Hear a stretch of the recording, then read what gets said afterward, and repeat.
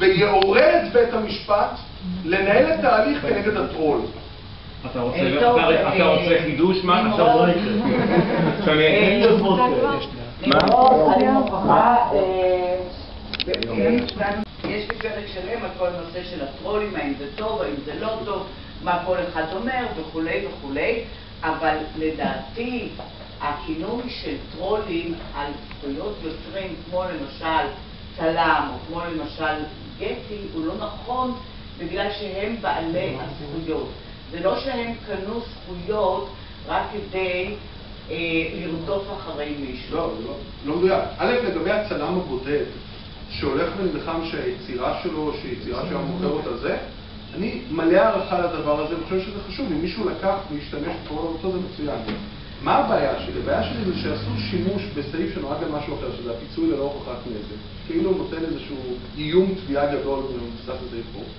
בשביל בעצם לקנות מאגרים של תמונות, שבדרך כלל זה תמונות, לא צריך להגיד, רובם הערך הכלכלי שלהם הוא כמעט אפס, קרוב לאפס, קונים בלקים, כי זה לא יוצא לאיכותי. אבל גטי לא קונים.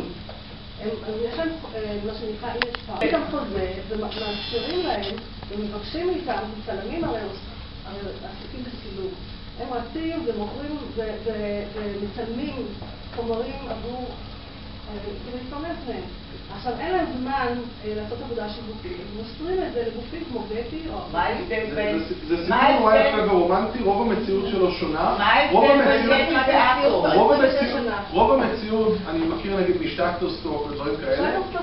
זה לא עולה אני לא רוצה להגיד שום דבר על גטי, כי אני לא מכיר את הפרקטיקה, אבל... זה סוג אחר של חומרים. מצוין, אבל החומרים שם ברובם זה חומרים של דרוינג חצי אוטומט, מה שהיינו קונים, אגב, רוב הפרקטיקת תביעות זה משהו כשאני בפעם שהייתה ללמד באוניברסיטה ב-97 קניתי דיסק שהיה בו 25,000 תמונות בשביל להעשיר את המצגות שלי, ואחרי זה הייתי שמח, קניתי דיסק של 100,000 תמונות שאפשר לי לקחת ולהשתיל תמונות וזה. קניתי כאילו את הסכום.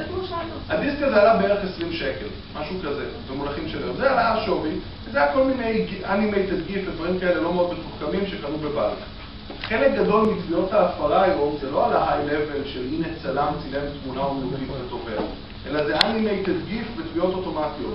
אני לא מכיר גטי בתביעות שלכם. אני מכיר את זה שאני ראיתי גל שלם, אני אפילו הייתי כמעט עושה אאוטינג להראות לכם דוגמאות של אנשים, של מישהו שיש לו חנות בישול קטנה וקנה animated GIF של סיר, ונתבע על animated GIF של איך נראה סיר.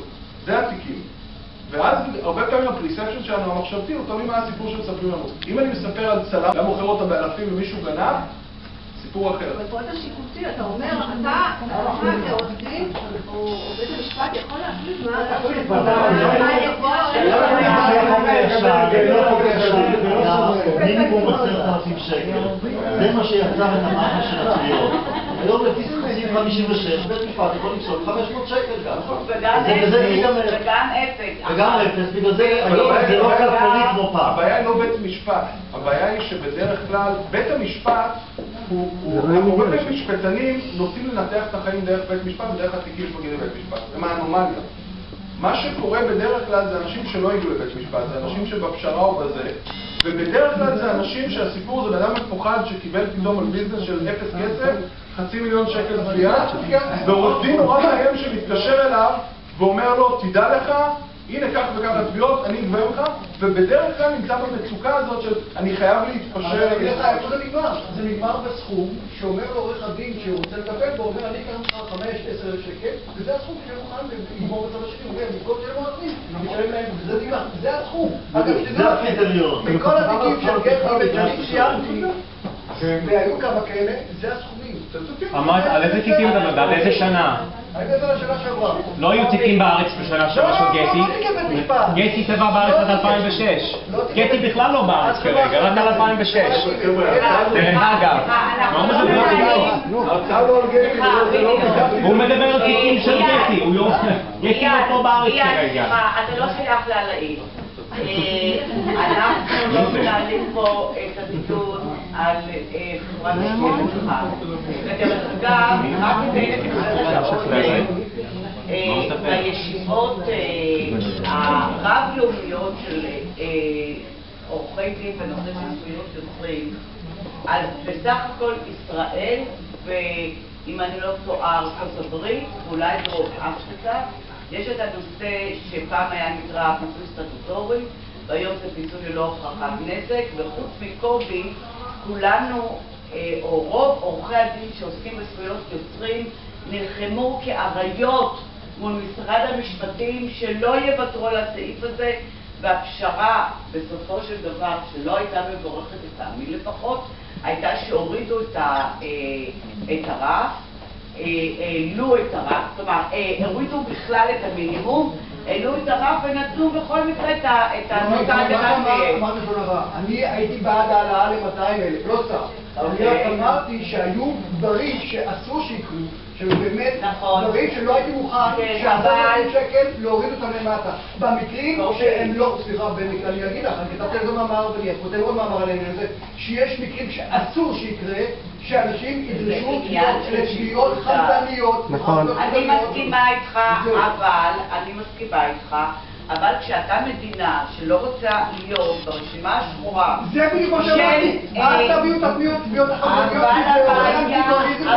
אבל בתי המשפט לא יתנו לתביעות חמדניות. ועובדה, אבל תשמע... בית המשפט היה אנוס לתת לעשות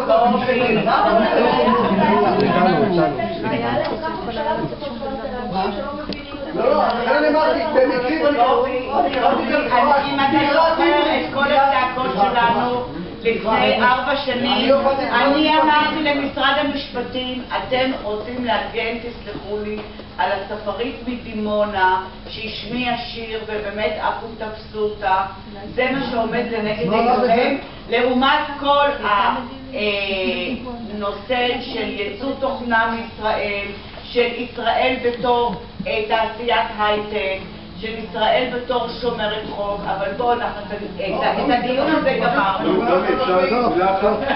אני חושב שאחת התקלות שקראו לזכויות יוצרים במודע מסוים, שאנחנו מערבים הרבה פעמים, כיוון שהכל תחת היצירה המוגנת, אז שיחה מאוד חשובה שבאמת נעמי נלחמה על הגנת תעשיית התוכנה בישראל ועל החשיבות של הגנת תוכנה, שהיו מעט מאוד שחולקים שאנחנו צריכים לייצר אותה, הם באותו סל עם התביעה לאנימייטד גיף של אסיר שתבור לו 100,000 שקל. ואז בעצם בסופו של דבר יש לנו את הבעיה שהיא בעיה שהרבה פעמים מלווה מחוקק או מלווה משפטן. איזה נרטיב? מה הסיפור שאני הולך איתו? אני הולך את הסיפור של הצלם הנחרט שמרוויח אלפים ועכשיו גזלו לו, או אני הולך על האנימייטד גיף מהדיסק בחינם שטובים? והרבה פעמים מה שקובע את הפריספציה שלך זה מה הסיפור שעומד לך בראש. צריך רק לזכור דבר נוסף. יש מדינות שקבעו מנגנונים הפוכים גם. הרי בסופו של דבר מה שאני חושש זה מלייצר תביעות חמדניות. ה-DMCA האמריקאי קבע שאם הגשת בקשת סרק, יש לך פנלטי הפוך שאתה יכול להתבע עליו. ויצר שוק שלם של אנשים שתובעים את אלה ששלחו את מכתבי האיום אם הם לא מבוססים. ואז אם שלחתי מכתב איום ושלחתי בלי שאני בעל הזכויות בתוכן, או שלחתי את מכתב האיום למרות שהיצירה הייתה יצירה מוגנת למוסד חינוכי והכל, אני רשאי לתבוע תביעת שכנגד על הנזקים ועל ההוצאות שנגרמו. זה יצר מנגנון מפצה כנגד פעולה של מסה של תביעות סרק. ובישראל לא עשינו את זה. עשינו רק חלק אחד. את הזכות של התובע ולא את הזכות של הנתבע. אבל בעניין הזה נמרוד, לא הרבה עושים את זה, ואני עושה את זה. תכניס עילות הגנה בנזיקים. יש שם העניין של הקטנת הנזק שלפעמים לא עושים, שולחים מכתבים ושולחים תביעות בכלל בלי להתריע משום דבר. יש כל מיני דברים של תביעות חמדניות רוצים לראות את הכסף הגדול כשלא מגיע. אבל פה, דרך אגב, אולי דבר אחרון, אני חושב שפה נגיד בתביעות ייצוגיות, באיזשהו שלב בית המשפט, זה מנגנון אחר לחלוטין, כאנלוגיה. הבין בתביעות ייצוגיות שהמנגנון שאמור היה להיות נורא יעיל, לתמרץ תביעות בתמורת ציבור שיש פגיעה, הפך להיות לאיזשהו ביזנס שאין לי קו מחיר להגיש תביעה ייצוגית ולאיים על הצד השני, גם אם אני יודע שאני לא הולך לנהל אותה. יש לי עלות אפס בהגשה שלה ועלות אפס בניהול שלה. ואז בית המשפט התחיל לייצר מנגנונים למנוע תביעות סרק. ופה בית המשפט כבר הופך להיות כגורם מאזן. יש לי רק עוד שאלה.